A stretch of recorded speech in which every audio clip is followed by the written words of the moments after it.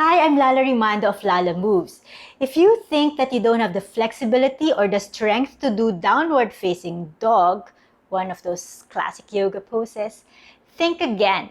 As long as you have a chair, a sturdy chair, and a sense of fun, you can do it. All right, I'll teach you two ways to do it. One is with us sitting on a chair, on a sturdy chair. Come to the edge of your chair, okay?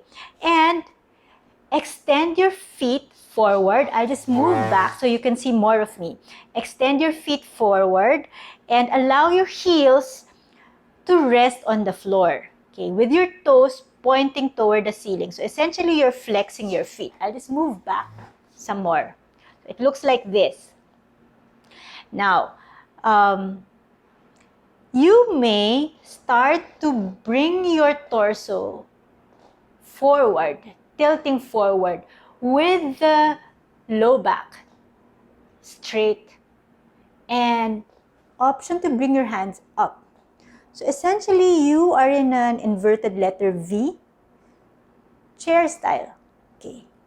If this is difficult for you, you can bring your hands to the back or hold your thighs as long as you're feeling choose either a stretch in your hamstrings or a lengthening in your spine. So this one is lengthening of your spine.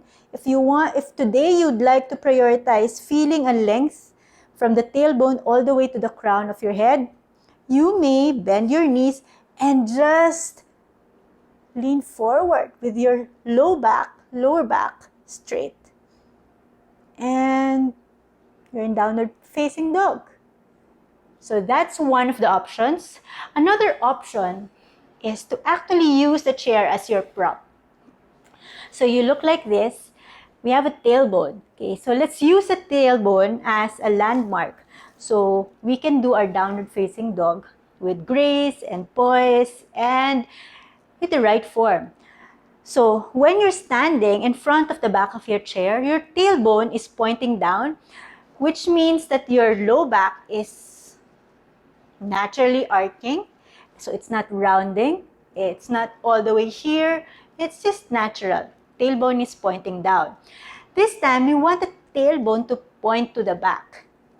So move further away from the chair and just allow the tailbone to point back. You know that you're doing that if you're able to keep your spine long and straight, your lower back long and straight. If you have tight hamstrings, you can bend your knees just so you can really point that tailbone toward the back. You can rest your hands on the back of the chair and keep your ears in between your arms. So you're not allowing your head to just hang there. Imagine that you are long and straight from the tailbone all the way to the crown of your head.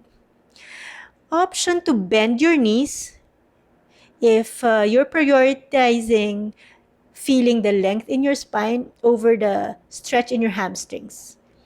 Now, if you have the space for it, you can straighten your hamstrings, your legs, or maybe you can walk your dog by bending one knee, straightening the other one, and on your next breath, maybe this is your inhale, straighten the other leg that you previously bent and bend the other one.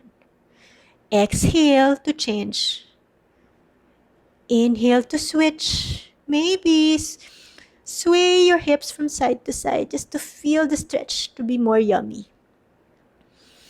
And come to stillness. And you're in an inverted letter V. This may be your down dog or this. But just go for the yummy stretch. Here,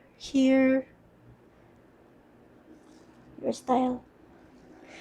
And slowly walk to the back of the mat as you stack your spinal bones one at a time on top of each other. Your head comes up last. And there you go. Downward facing dog. Do it.